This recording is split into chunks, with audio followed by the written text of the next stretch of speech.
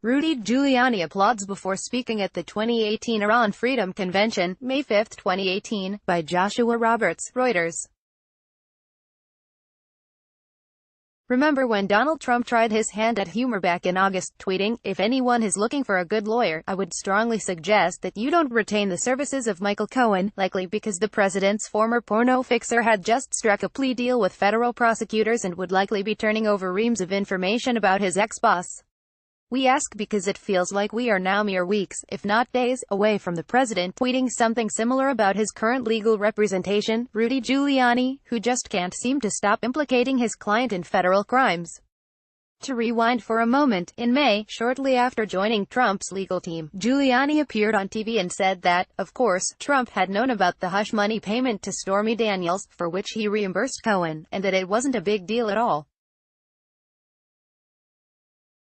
In July, as reports swirled that Robert Mueller would be examining Trump's tweets for evidence of obstruction of justice, the former mayor of New York's defense was not, say, Donald Trump has not and will never obstruct justice, but rather, Donald Trump would never commit a crime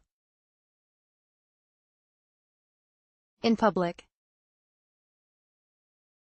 Then last week, after reportedly being put in a media timeout, Giuliani re-emerged to tell the Daily Beast of his client's apparent wrongdoing. Nobody got killed, nobody got robbed, in the course of the hush payments, ergo, this was not a big crime, all of which was merely a prelude to Ol Rudd's performance on Sunday, when during a chat with George Stephanopoulos, he said that 1. Trump lies all the time, but not under oath, so it's fine, and 2. Collusion is not a crime, and even if Trump had colluded with Russia, he did so before November 2016. Also on Sunday, the world's great lawyer told CNN's Dana Bash that while Trump may have been in informal talks to build a Trump Tower in Moscow, in the middle of a U.S.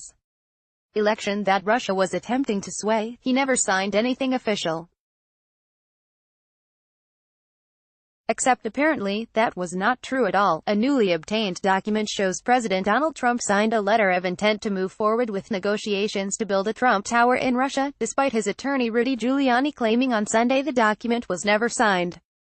CNN's Chris Cuomo obtained a copy of the signed letter of intent that set the stage for negotiations for Trump condominiums, a hotel and commercial property in the heart of Moscow. The letter is dated October 28, 2015, and bears the president's signature. When asked on Sunday about the letter, Giuliani incorrectly told CNN's Dana Bash that it had not been signed. It was a real estate project.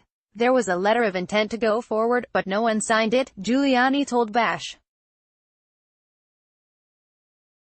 In a follow-up interview with the New York Daily News, Giuliani pulled an about-face. "I don't think I said nobody signed it," he said. "How could you send it but nobody signed it? Even if the president had signed the letter," he added, "it was no big deal." Giuliani claimed the letter was bull's tea, because it didn't go anywhere. "That was the end of it," Giuliani said. "It means nothing but an expression of interest that means very little unless it goes to a contract, and it never did." At the same time that the Russia project, which per CNN, would have netted Trump a $4 million upfront fee, no upfront costs, a percentage of the sales and control over marketing and design, plus a spa named after Ivanka, was on the table, the then candidate was claiming he had nothing to do with Russia. Anyway, we're sure Giuliani will explain all this in further detail in a TV appearance later this week, wherein he produces the smoking gun that proves Trump colluded with Russia, but insists it's not a big deal. More great stories from Vanity Fair. Why the Democrats won't rush to impeach Trump. Joe Lieberman jumps into the U.S.-China trade war, a guilty plea that should make the NRA feel nervous. Trump thinks SNL should be challenged in the courts, a New Times Up initiative, courtesy of CBS. Looking for more? Sign up for our Daily Hive newsletter and never miss a story.